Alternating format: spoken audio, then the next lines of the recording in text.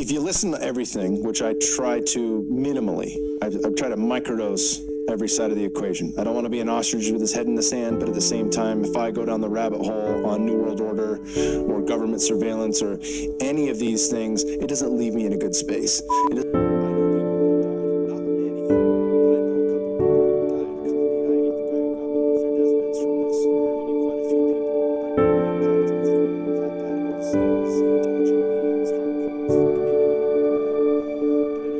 I'm not a virologist, I'm not an immunologist, I'm not an infectious disease specialist, but I think all the voices do try to think about things from my perspective, and perhaps that's valuable if people believe that. I think that the question that everyone is wrestling with is what is this and how? This is the chupacabra, right? We can't see it, and no one ever will. This is like our lives.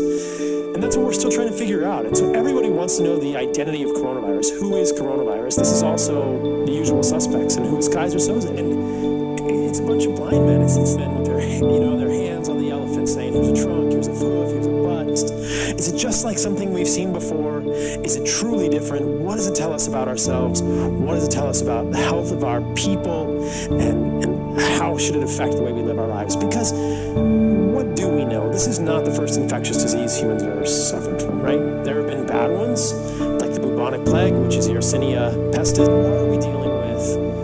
Is this like something we've seen? We're out in the wilderness. We know that we're in the Amazon. There's a jaguar. Is this like a super jaguar? Or is this like a jaguar? Like we're like a tribe. We're just trying to come together as a human tribe without killing each other. Understand the threat that is upon us. Is this a new species? And kind of looking at it differently. We're trying to piece together epidemiology, which is notoriously inaccurate and notoriously mushy and not hard science. And at a very visceral level, we know that I don't think anyone is denying that there's suffering involved with this. And we're all just trying to put it in perspective and understand how we best move forward as a larger human tribe, scale of the individual. And there's another level of scale of the economy, and there's another level of scale of a country, and there's this level of scale of little microclimates, New York or Detroit or Louisiana or places like, there are plenty of towns in Texas and California where there's not a bad coronavirus issue. So there's all these different scales, and we can zoom in, we can zoom out, but overall, I think that everyone is being affected. I think I say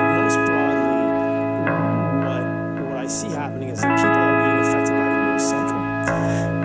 And then the corollary, that's what we're being told. Then the main question is it really or is it not? And the news can say, there was this villager in this tribe that got eaten by this thing.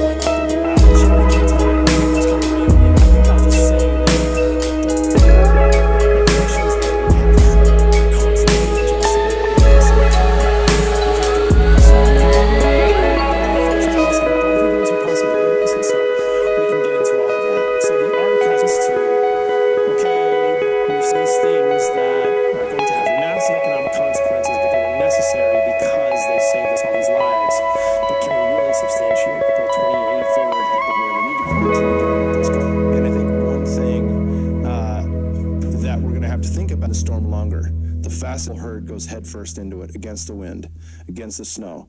And we didn't do that. And I think a big Part of the circle of life, right? There's death in life, but the best thing